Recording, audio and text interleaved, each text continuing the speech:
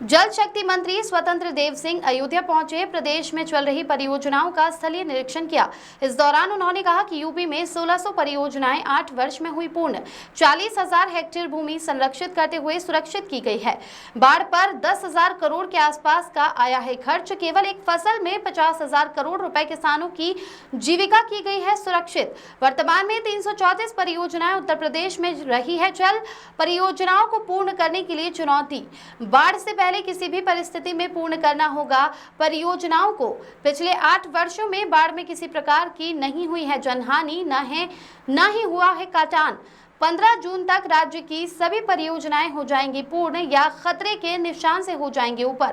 बाढ़ के समय नदियों के चैनलाइज करने के लिए किया जा रहा है प्रयास। चल रहा है ड्रेजिंग का कार्य। राज्य में कई नदियों में ड्रेजिंग का कार्य चल रहा है। सरयू के घटते जल स्तर पर भी उन्होंने कहा बरसात के पानी को रोकने और करना होगा जल संचय, बनाना होगा इसको जन आंदोलन, तभी चलेगा कार्य।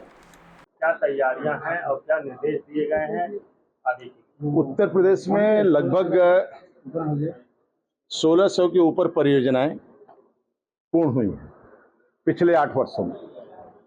लगभग 40 लाख हेक्टेयर भूमि हम लोग संरक्षित यानी सुरक्षित किया है।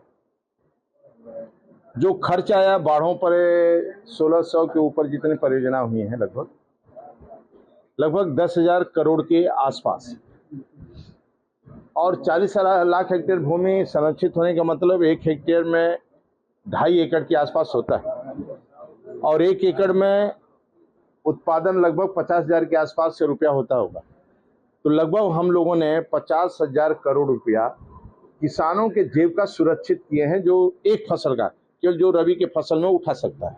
इसी तरह वर्तमान में भी 334 के आसपास लगभग परियोजनाएं राज्य के अंदर चल रही हैं। हमारे सामने चुनौती रहता है कि ये परियोजना समय से पूर्ण हो, क्योंकि पिछली बार भी आप देखे होंगे 1 जुलाई और 1-8 की जुलाई में भयंकर बाढ़ आ गया था। थोड़ा बहुत नहीं, भयंकर बाढ़ पीलीभीत, शाहजहांपुर में मतलब हालत खस्ता कर दिया था बाढ़ का।